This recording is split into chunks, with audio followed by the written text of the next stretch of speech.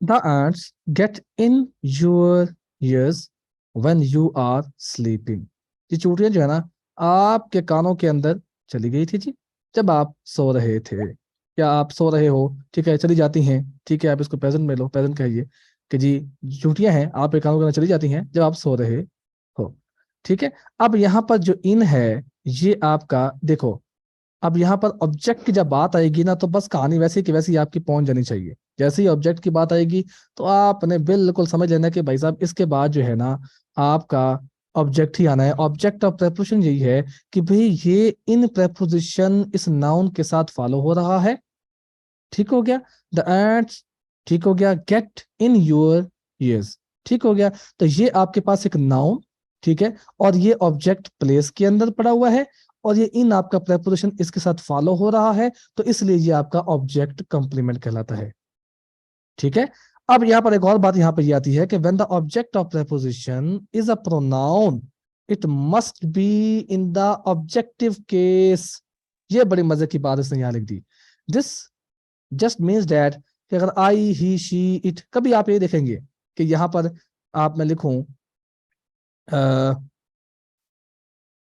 ये कहां पे लिखूं यार इसको,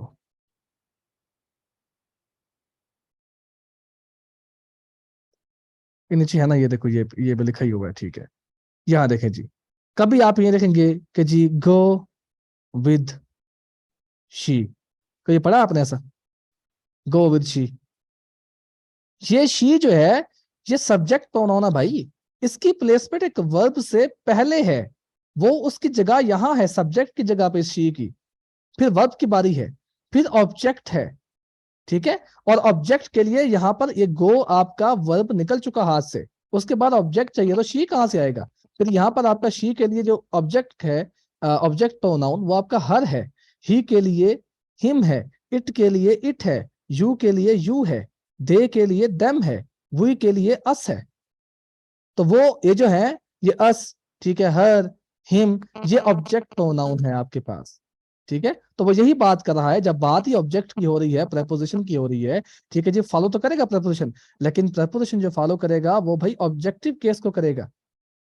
जैसे हु का जो ऑब्जेक्ट होता है, ठीक है, वो हुम होता है, ये पढ़ेंगे सारे के सारे, जरा कंफ्यूज नहीं होना, ये हु पढ़ेंगे हम लोग, होम भी पढ़ेंगे हम लोग, ठीक है, रिलेटिव प्रोनाउन कहते हैं इनको। इसकी कहानी जो भी थोड़ी 2 लेक्चर पढ़ते हैं 40-40 मिनट के, तो यहाँ पर वो समझाया नहीं जा सकता, ठीक है।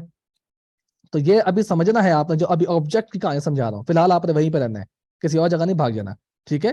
कि हमने जब भी बात करनी है, जहां भाई जाहिर सी बात है उसने नाम से पता लग रहा है कि ऑब्जेक्ट्स ऑफ प्रेपोजिशन, और जब ऑब्जेक्ट्स ऑफ प्रेपोजिशन की बात कर रहा है तो भाई साहब सब्जेक्ट तो आपका एंड्स है, गेट आपका वर्ब है, तो आगे तो कहानी यहां पर आ रही है, ठीक है।